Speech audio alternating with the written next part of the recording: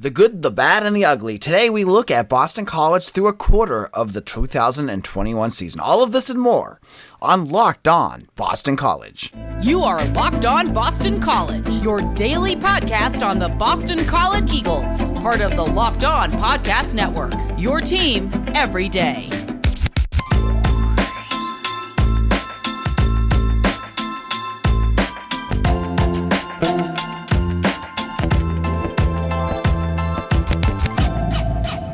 Hello, everyone. Welcome to Locked On Boston College. I am your host, AJ Black. If you have not listened to our podcast before, we are a daily BC podcast. We do this 5 days a week. We give you everything you need on the Eagles. On today's show, we're going to wrap up the Temple game, start looking at some of the news heading into the Mizzou game, and we're going to talk about the good, the bad, and the ugly of the 2021 season so far, and jump around and look at some of the other games that could impact Boston College.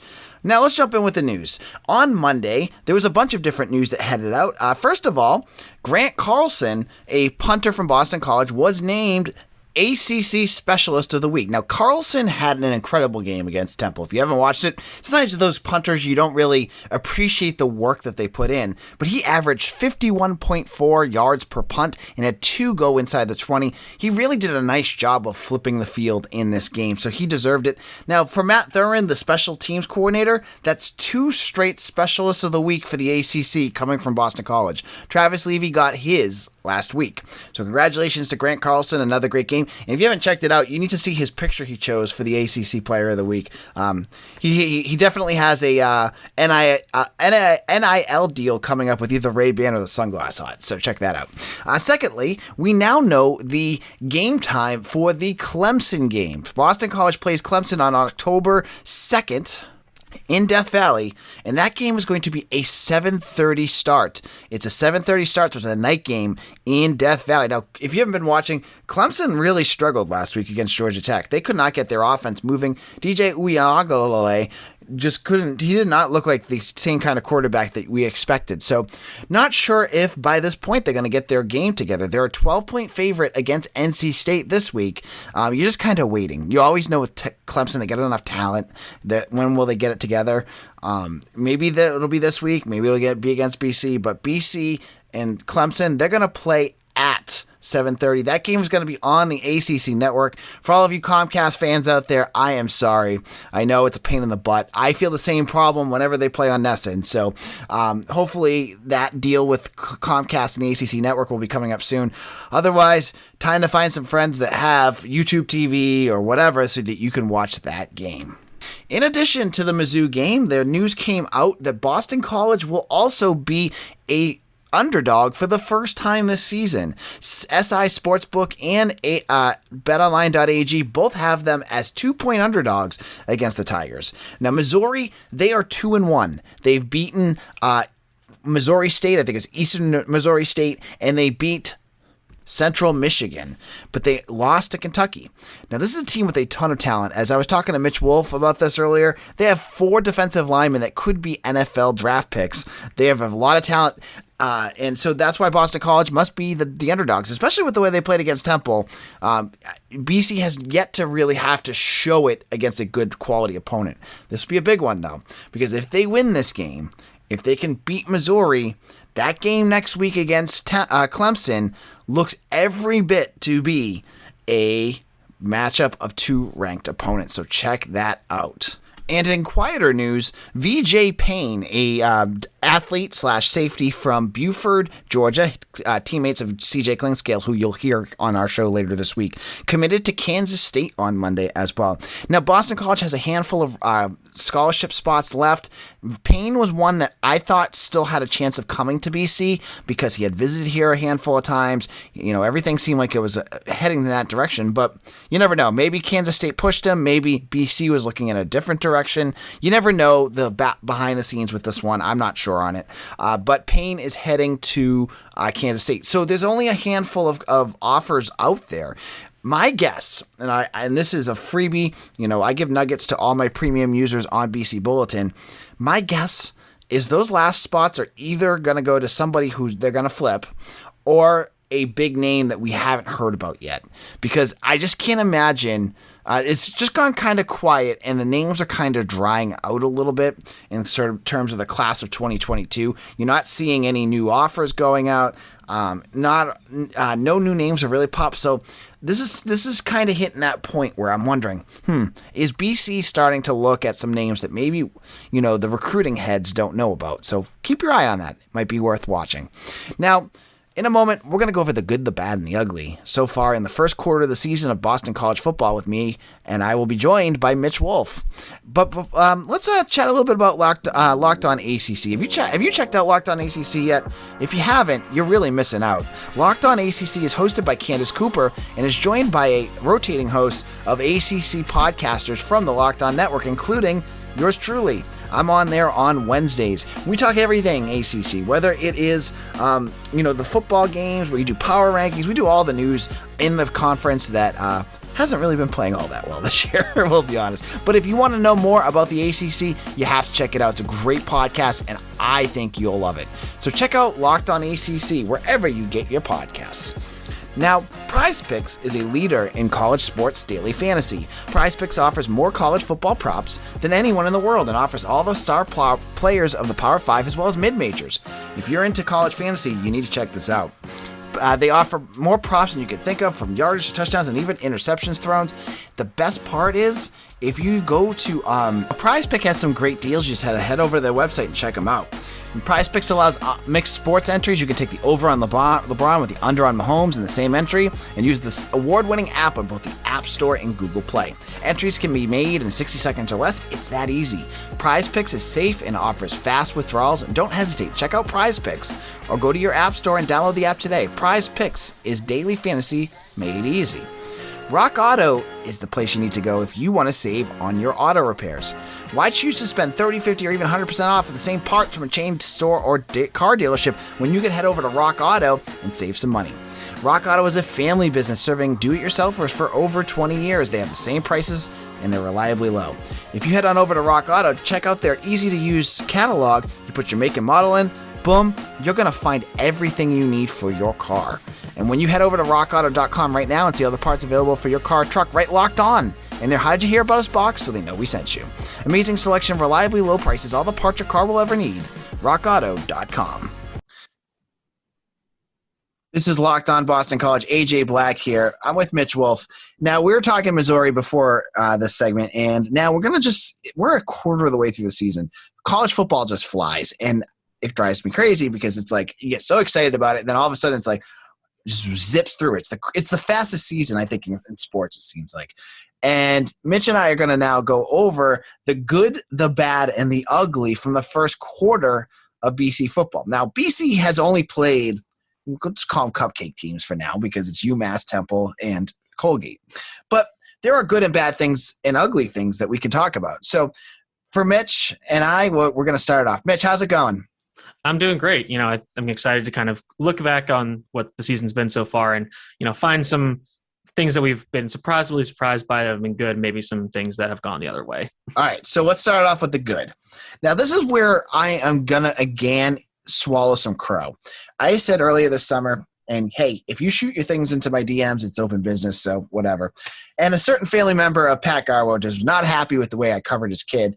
And I am going to eat humble pie here and say my good is the play of Pat Garwo because he looked fantastic out there. He had that great game against UMass. He looked good at the end of Colgate, and he was the powerhouse against Temple. So for me, I loved his play. I think he could give BC something that they need to complement Alex Singfield and Travis Levy. I don't know if he's going to be the starting RB1 for the rest of the season, but hey, I was wrong. He looks good. Mitch, what was your good? Yeah, I just want to touch on Pat Garwo really quickly. Yeah, I think he brings that physical running style that BC, obviously had with A.J. Dillon and David Bailey, but doesn't really have with some of the other backs. But he's able to kind of bang in between the tackles, which is something that you do need in offense. For me, I would say the good is, I would say just generally the play of the front seven. We talked about this earlier that the linebackers were a bit of a question mark. The defensive line was a bit of a question mark as well. And so far, against relatively inferior opponents, both units have come through and passed the test with flying colors. We've seen IGM make a ton of plays, like we said earlier. We've seen the defensive line be getting pressure pretty consistently through each game with a bunch of different players, which you'd love to see a bunch of different guys contributing on that oh man, I'm sorry. It's okay. Just keep going. Okay. You love to see those guys contributing. Oh man, I don't even know what I'm trying to say. It's okay. You like to see a bunch of guys contributing instead of it just being reliant on one player. All right. Yeah. So, all right, Mitch, I know you just kind of struggled through the end, so I'm going to throw it right back at you and make you continue talking. Now, the bad. You can go with your bad first. Yeah, so I'll say the bad has been the running game. I mean, we talked about Pat Garro and the SES played well. I guess I'll say the run blocking on the offensive line, just because, again, we talked about this in most of our episodes, honestly, at this point, that they have just not been able to dominate at the point of attack like you would expect for such an offensive line that's been so lauded with preseason awards from All-American and All-ACC, and obviously a very experienced line, guys who have played multiple years, granted maybe at different positions, but they've been around a long time and they're just still haven't clicked yet. They haven't been just owning opponents that you would like in the way that you would like them to. All right. For me, I am going to go with penalties. They were good against Temple with the penalties. They only had 2 for 25 yards. But that game against UMass was ridiculous. They were just making so many bonehead mistakes. And it's only a 3-game sample.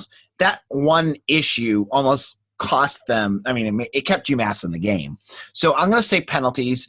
And it's something that I worry about with Hafley, because I think more and more when I look back, there were issues last year with penalties too. It was more on the offensive line. It was all the pre-snap stuff. But I kind of washed that all away with COVID and that funky year. But we saw that game. So hopefully that was just a 1-game fluke. But I worry that could be something that continues, because it has been something that has reared its head with Jeff Hafley. Now, the ugly. To me, there's nothing uglier, and I'm sorry I'm going to steal this one, is the injury to Phil Jokovic. It just completely shifted perception about the season. It changed how everyone thought this offense is going to run, and it really put a damper on what was supposed to be a very exciting year for Boston College. Now, many people have been able to get behind the Dennis Grosel bus, and that's good. But with Jokovic out, and especially you see where the ACC is now. There's 2 undefeated teams. Clemson looks like garbage. I don't know what's going on with the Tigers, and you're just waiting for them to wake up. But BC could beat with Jokovic. They could have beaten them, and we don't know where they are with Grosel. That injury, to me, seems like at this point almost like it's going to cost them the ACC. Mitch.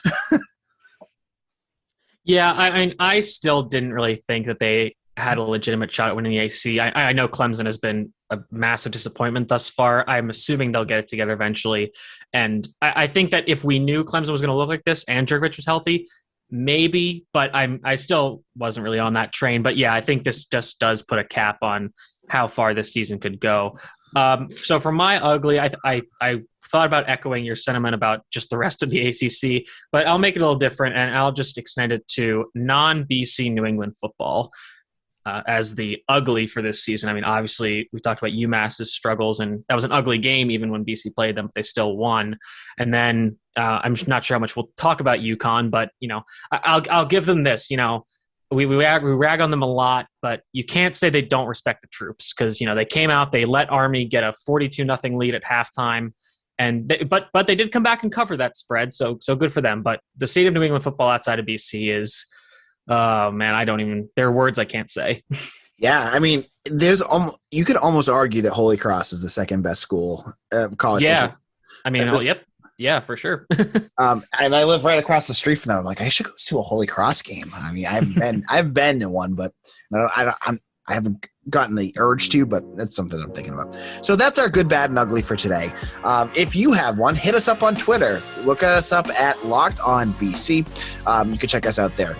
Now, in a moment, we're going to wrap around the country and look at the other games that rocked college football this weekend. But before we do that, we're going to talk about BetOnline.ag. We're back and better than ever. All eyes are on the gridiron as teams are back on the start to another football season.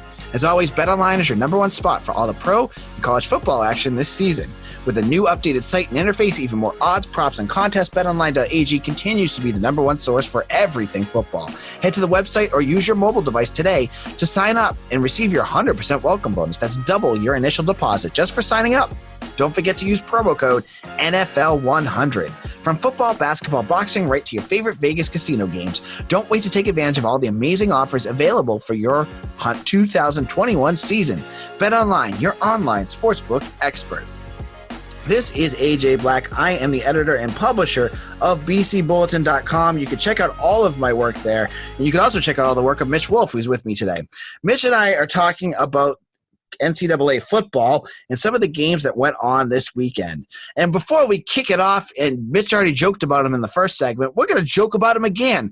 What happened to UMass and UConn this weekend? All right. Well, we had our salute to the troops with Army and UConn. Let's joke about this a little bit more, Mitch. 42-0 at halftime. Did you get to see the drive chart that UConn had going into this game? Yeah, I think I sent that to you, and that was something special. And the funny thing about Army is because they run the triple option, they like to chew the clock, take their time, have these really long 12, 15 play drives that just eat up clock. But if you looked at that, in the first half, they got up 42-0, and they only had one drive, I think it was their opening drive, that had more than 5 plays. So they were just breaking off massive runs against UConn, which is just absolutely pathetic. But like we said, UConn did battle back. They somehow miraculously covered a 34-point spread against the Black Knights of Army. So, it's the little things. Good teams win, great teams cover, and that's what UConn needs to be telling themselves. Yes, and UConn, they get Wyoming next, and I don't know anything about Wyoming, but I'm assuming they're going to slaughter UConn. And then their October, I mean, we're joking about it because they lost to Holy Cross, they lost to Purdue and Army. But their October is really, you look at it if you were any other team and go, God, they should just smoke all these teams. But UConn's probably going to lose all of them, and they're to really crappy teams. They're playing Vanderbilt, who we saw Steve Adazio almost beat. They get UMass, they get Yale, who it's an Ivy League school, and then Middle Tennessee. I still think UConn's going to go – they're going to be 0-8 heading into November. I mean, I think their best chance is maybe Yale. But, Yale's been a pretty decent Ivy League team recently. So, and maybe there'll be some in-state pride for that game that will get UConn their first win. But I still think I would give the edge to Yale for that game. And so the second half of our joke segment is UMass, who – I have to say, I gave them some respect the way they played against BC. I thought Brady Olson looked good. I thought he looked like, for a team like UMass, a quarterback you can build a program around. Yep, they go and play Eastern Michigan and get smoked 42-28. A game that, I don't know anything about the MAC. I have to admit, if you're going to ask me anything about Eastern Michigan, I don't know anything about them. But they were a really fun team in NCAA to take as a 1-star program and then build them up to this dynasty, because they had some cool uniforms and stuff. But I think they're kind of a decent MAC team. It looks like Brady Olson wasn't terrible just looking at the stat line, but I'm not sure. I think they could be going the right direction, but I might just be being optimistic for them. I'm just hoping they might get at least something going.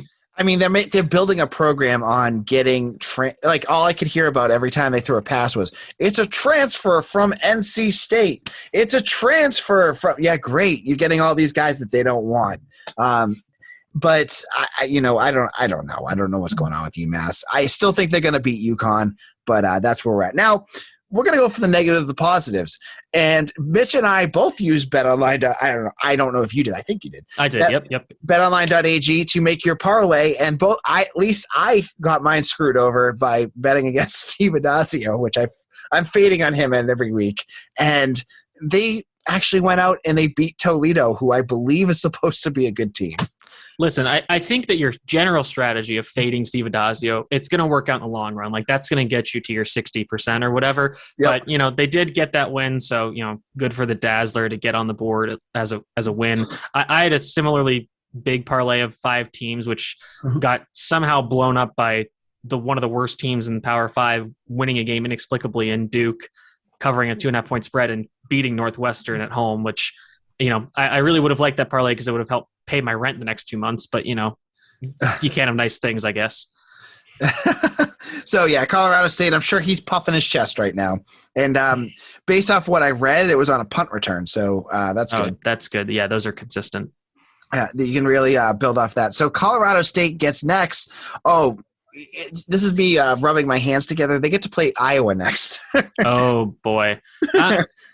I'm wondering if that's where that's the weird game where Iowa has their crazy loss, but I don't know, probably not. Or they win 13-0. Yeah, I would say this is the Steve Adazio platonic ideal of a football game where both teams will just run power and halfback dive 80 times, and the game will be over in 2.5 hours. All right, so our final game. Take the under there. Oh, totally. That's whatever what I'm saying. Yep. And our final game that we're going to talk about, I want to just talk about the big game of the week. One I watched that I thought was a lot of fun was Florida and Alabama. I had some stuff going on at home. We had family things this weekend, and I shut it off, and Alabama was up 21-0. And then I turned it on. I turned on my phone when I was out to dinner and saw that Florida had stormed back. What do you think of this game? Is Alabama actually beatable, or is this just kind of their fluke close win of the season? I do think Alabama is beatable. I'm not sure Florida was the team to do it. Granted, I think they missed 2 extra points. They were, kicking away from tying the game. They also they ran the Wake Forest read option where they just held the ball at the mesh point for 5 minutes and didn't do anything on a 2-point conversion. But I mean, I think Florida's a good team. They gave them a run for their money, and I, got to give Dan Mullen his respect for taking Alabama down to the wire after getting, Alabama obviously, gets out to early leads against most teams, but they were able to, stay in the game and they fought their way back. So all credit to them. I really don't think Alabama is going to have a true test until they face Georgia, which I don't think they've played in regular season. So that'll be the SEC championship. Yeah. In Georgia, they played South Carolina and they got embarrassed South Carolina. It was one of those games. If you like defense and you want to watch a defense just absolutely manhandle a team, the first half until I fell asleep of that game was a lot of fun to watch because South Carolina, I think, is still playing their GA at quarterback. And okay, I do want to say something about that. It's not just any random GA. He played at Iowa State, so he is a real quarterback. It's not just some random dude. Okay, whatever. He played some random dude against Georgia, which I know is Georgia, and they I mean, God, that when they pinned the ball on the 1 yard line in one drive, and I was like, oh, get the safety, and of course they get the safety 2 plays later. It was a good game. Before we move on, I think I want to ask you something. Is the ACC the worst conference in Power 5? Oh, absolutely. Okay. Absolutely. Oregon beating Ohio State cleared that up.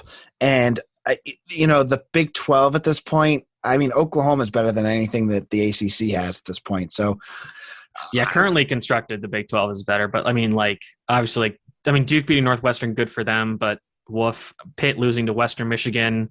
Kenny Pickett played the game of his life, and the defense just let him down. Miami getting trounced at home. Virginia Tech losing on the road, West Virginia, that's not great. So, yeah, the ACC is – like you said, when we were talking about kind of the season expectations, this was a year to take advantage of the ACC, and sadly, without Phil Jokovic, that might not come to fruition. Yeah, and I have to say that, as someone who on Locked On ACC, my job is each week to do our power rankings. It's like taking them and throwing them in the incinerator every week because last week I had Virginia Tech rising high, and they stunk. I had Pitt moving up. They stunk. And so it's and then this week, could Boston College – I'll probably put Boston College higher because everyone else in the ACC can't seem to win. So it's and then Florida State stinks, and then Louisville wins. I don't know what the heck's going on with this conference. This is basically what the Coastal was for the last decade is now just spread to the rest of the conference where it's just complete chaos. All right, Mitch, where can people find you on Twitter? They can find me at Mitchell T. Wolfe, WOLFE, where I'll be, kind of writing my weekly columns of keys to victory and 3 stars concerning the BC games. And we had some more articles kind of talking about the Dennis Grosel taking over and how that affects BC. I'll probably be doing some more of those, especially because BC will be facing a very interesting opponent this week in Missouri. One they, I don't think may have played once or twice. And, BC doesn't get to play the SEC that much. So this will be a very interesting game to preview. Yeah, all right. Thank you, Mitch. And tomorrow's show, we're going to have more discussions about BC football. On Thursday, we will have CJ Klingscales this week. If you want to hear about BC commit running back CJ Klingscales, he's going to come by and talk to us about his decision to commit to Boston College and his relationship with VJ Payne, another BC target that could be committing soon. So this is AJ Black. You can follow me on Twitter at AJBlack_BC and wherever you get your social media. Make sure you hit the subscribe button wherever you listen to Locked On Boston College. Thank you all for listening, and we'll see you all again soon. Take care.